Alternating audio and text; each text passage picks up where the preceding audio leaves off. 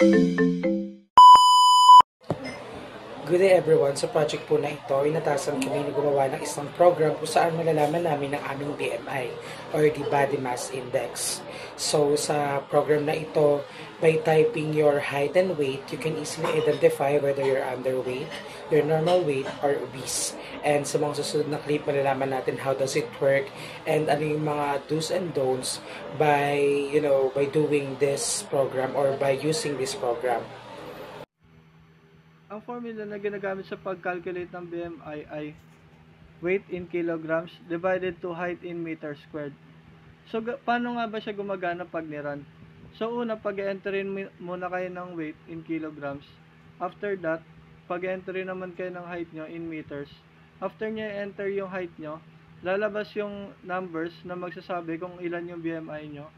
Then, after that, lalabas din yung category na magsasabi kung kayo ba ay underweight, normal, overweight, or obese. So, paano nga ba siya gumagana in code? So, para ma-prevent yung mga error, gumawa kami ng while true loop na naglo-loop hanggang sa ma-execute yung break statement. Tapos sa loob nun, nilagay din namin yung yung try except block.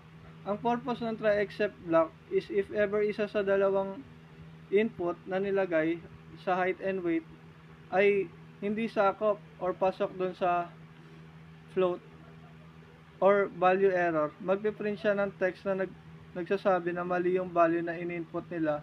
And since hindi nag-execute yung break, maglo-loop lang din siya dun sa simula ng code.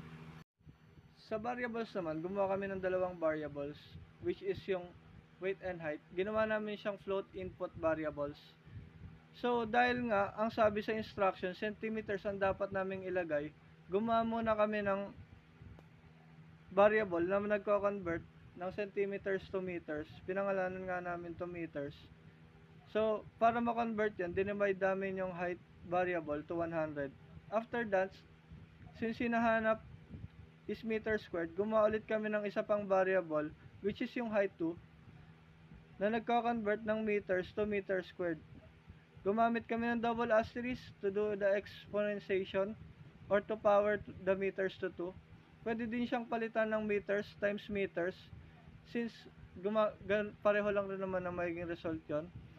Then we created a variable BMI to divide variable weight to variable height 2, which is nga yung meter squared.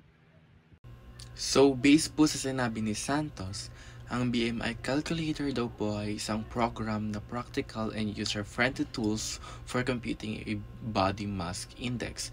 It's a structured design incorporating errors handling mechanism like the while true loop and try to accept blocks ensure the program can handle invalid inputs gracefully by converting heights from centimeters to meters and following the standard BMI formula. The program guarantees accurate result.